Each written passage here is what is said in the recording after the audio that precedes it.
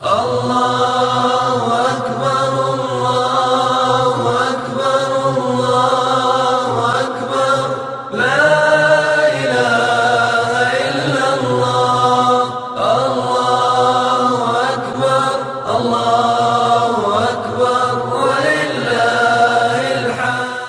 جانوروں کو آپ ذبح کر رہے ہیں تو وہ مرحلے میں آپ کیا کیا کریں گے؟ جانوروں کو ذبح کرتے وقت سب سے پہلے چھری کو تیز کر لے. آپ نے حدیث میں فرمایا کہ جانور کو ذبح کرنا بھی احسان کے طریقے پر سب سے اچھے طریقے پر ہوگا. چھری تیز کر لے. ماں عائشہ فرماتی اللہ کے رسول ایک بار جانور ذبح کرنا ہے اور ہمیں چھری تیز کرنے کا پتھر پہ حکم دیا تاکہ جانور کو کم تکلیف ہو اور خامخواہ اسے تکلیف نہ ہو. ٹھیک. اسی طرح دوسری چیز جو چیز یاد رکھیں گے، جانور کو ذبح کرتے وقت کوشش کرے کہ اس کا منہ قبلے طرف ہو. ادھر قبلہ اس لیے ادھر بتا رہا ہوں ڈائریکشن، تو آپ ہر بار ادھر کر دیں گے. قبلے طرف کرے. اگر پاسبل ہو تو، کہ تو جانور کبھی ضد کرتا ہے، کبھی نہیں سمجھتا ہے بات، سمجھ رہا، کوشش کرے اس کے لیے جانور کو تکلیف نہ پہنچائے. میں نے ایک مرتبہ دیکھا ایک صاحب جانور کو ادھر کرنے کے چکر میں تو اتنا سخت انہوں نے عمل اختیار کیا، اس کی دم کھینچی کہ اس کی دم توڑ ڈالی. اس لیے کہہ رہا ہوں کوشش کرے. جانور ضد کرے چھوڑ دے، کوئی بات نہیں، لیکن کوشش کریں. تیسری چیز جب ذبح کریں گے تو دعا پڑھے. دعا کے لیے یاد رکھیں سب سے چھوٹے الفاظ جو دعا کی، اور یہ کافی بھی ہے، وہ یہ ہے کہ آپ کر سکتے ہیں یہ جو ابو داؤد کی روایت صاحب ہے، بسم اللہ اللہ اکبر. بسم اللہ کے نام سے اللہ بڑا ہے، بسم اللہ اللہ اکبر. اور آگے آپ کو بولنا تو آپ یہ بول سکتے ہیں اللہم ھذا منک ولک، اے اللہ یہ میری طرف سے تیرے لیے. اگر یہ الفاظ نہیں بولنا تو یہ بھی چھوڑ دیجیے، بسم اللہ اللہ اکبر، اے اللہ میری طرف سے تیرے لیے، اردو میں بول دیجیے. بسم اللہ اللہ اکبر ہی اس کے الفاظ ہیں. ٹھیک ہے. آپ صلی اللہ اس کی بات کہتے، صحابہ کہتے اللہم ھذا منک ولک، اے اللہ میری طرف سے، یہ ہماری طرف سے تیرے لیے.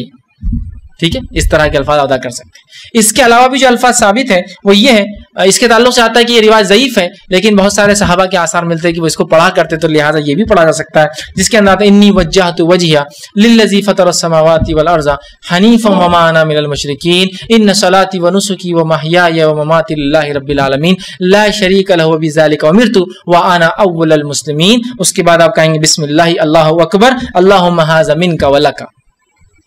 بسم اللہ اللہ اکبر تو سب صحابی میں، لیکن کسی کو یاد نہ ہو تو یہ پڑھ سکتے ہیں. دوسرا لوگ سوال کرتے ہیں کیا قربانی کے وقت وہ ایسا لے کر نام پڑھ سکتے ہیں؟ ہے نا، بالکل پڑھ سکتے ہیں. حدیث میں الفاظ ہی کیا ہے، اللہم ھذا منک ولک، اللہ میری طرف سے. اب لیکن ایک جانور میں 7 لوگ ہیں تو اللہ ہماری طرف سے فلاں بن فلاں فلاں بن فلاں فلاں بن فلاں فلاں بن فلاں لے سکتے تاکہ پتہ چلے کس کا ہے. اس میں کوئی ممانعت یا کوئی بری بات نہیں ہے. ورنہ بہت سے لوگ بولتے ہیں ہاں غیر اللہ کا جانور نام پہ حرام ہے نا تمہارے نزدیک. ہم بولیں ہاں ہاں قربانی جانور پہ کیسا نام لیتے اپنا؟ ارے اللہ وہ تو بہت ہی پیدل ہے بیچارہ. غیر اللہ کے نام یہ ہوتا ہے کہ کسی کی نسبت میں قربانی کرنا. یہاں یہ کہا جا رہا ہے اللہ ان کے طرف سے، یہاں تھوڑی اس کے نام سے. تھوڑا سمجھنے کی چیز ہے نا. تو اللہ تو نام لینے میں کوئی حرج نہیں، چٹھی پہ نام لیا کچھ بھی ہو سکتا، یا سمپل ہے اللہ ہماری طرف سے تیرے لیے، پورے لوگ مل کر. یا ایک بڑا جانور آپ اکیلے اپنی طرف سے، ہے اللہ میری طرف سے تیرے لیے. ٹھیک ہے. تو آپ چاہے تو یہ بڑی دعا بھیجیے، سب سے چھوٹی بسم اللہ اللہ اکبر. اب ہوتا یہ ہے کہ جانور ذبح کرنا ہے، مولوی صاحب آئیں گے تو جانور ذبح ہوں گا، اس لیے کہ دعا کس کو بھی نہیں آتی، بیٹھے ہوئے. اور اثر سے پہلے قربانی ہونا، بولے اثر کے بعد نہیں ہوتی حرام، بیٹھے ہوئے اثر ہو گیا جانور اب کل کریں.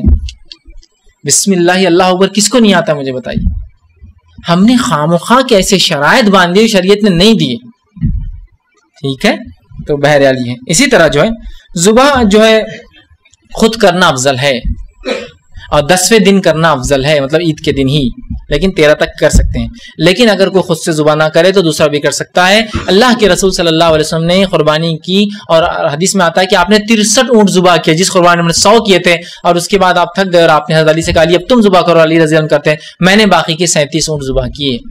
افضل خود کرنا ہے، اگر خود نہ کر سکے تو کوئی اور بھی کر سکتا ہے، یاد رکھیے. اسی طرح قربانی وضو اور بغیر وضو، حاصل کو قربانی کے لیے وضو شرط ہے کیا؟ قربانی کے لیے وضو شرط نہیں ہے، مستحب اچھی بات ہے، شرط نہیں ہے کہ اس کے بغیر نہیں. اسی طرح قربانی کیا صرف مرد کر سکتا ہے؟ نہیں، قربانی مرد بھی کر سکتا ہے اور عورت بھی کر سکتی ہے. صحابیات کے تعلق سے آتا وہ قربانیاں کرتی تھی. میں بھی کہوں گا آپ عورتوں سے بھی قربانی کروائیے، اس لیے کہ اس سے انسان میں جذبہ آتا ہے، قربانی کا جذبہ آتا ہے. آج کل تو بہرحال وہ معاملہ نہیں رہا، قربانی تو بہت دور کی بات ہے. کاکروچ سے ڈرنے والے لوگ کیا قربانی کریں گے، ہے نا. ہماری عورتیں کاکروچ سے ڈر رہی، اسے ہوتا کیا ہے، بہت سی بار میں عورتوں کو اس معاملے میں بہت سخت بولتا ہوں کہ یہ ڈر اور یہ چھوڑ دینا چاہیے، اس لیے کہ جب آپ لوگ ایسی ڈرپوک رہیں گی تو آپ ہی کو بچے ہمارے دیکھتے ہیں نا. اب میرا بھی اگر بچہ ہے، وہ مرد بھی ہے لیکن پلتا اس کی ماں کی گود میں، ماں کاکروچ ڈریں گی تو میرا بچہ بھی کاکروچ سے ڈرے گا، ہے نا. ماں مضبوط ہوں گی تو بچے بھی مضبوط ہوں گے، سیدھی سی بات ہے نا. ایک چیز ہے، ایک واقعہ لوگ سناتے ہیں، کہانی بس ایسی کہ ایک شیر رہتا، وہ ہوتا ہے کہ بچپن میں بچھڑ جاتا اپنے ماں باپ سے، اس کو لا کے بھیڑ میں رکھ دیتے، مینڈیوں میں. اب وہ بھیڑوں میں پلتا بڑھتا اور بڑا ہو جاتا. ایک دن ہی ہوتا کہ شیر آتا ادھر سے، شیر جنگل میں، تو پورے بھیڑے بھاگتے نکل کر، تو یہ شیر بھی بھاگتا ان کے ساتھ. ٹھیک، تو بھیڑے پوچھتے تم کیوں بھاگ رہے تھے اس سے؟ تو تم بھی تو بھاگ رہے تھے نا. اس پہ ساتھ رہنے کا اثر ہو گیا تھا. حالانکہ جو اس کے اوپر حملہ کرا وہ بھی شیر تھا، شیر کو کیا بھاگنے کی ضرورت شیر سے، لیکن وہ رہ کر ہو جاتا ہے نا. تو مائیں مضبوط ہوں گی تو میں سمجھتا ہوں بچے بھی ان کی جو با ہمت لوگ ہوں گے، ہے نا. ٹھیک ہے، تو یہ ایک موقع ہوتا ہے انسان کی ہمت کا، جستجو کا. اور جب آدمی یہ کام نہیں کرتا ہے نا تو بہت پھر اس کو ڈر لگتا ہے، گھبراہٹ ہوتی ہے نا، بہت مشکل ہوتا ہے. ٹھیک ہے، تو بہرحال مرد بھی کر سکتا ہے، عورت بھی کر سکتی ہے.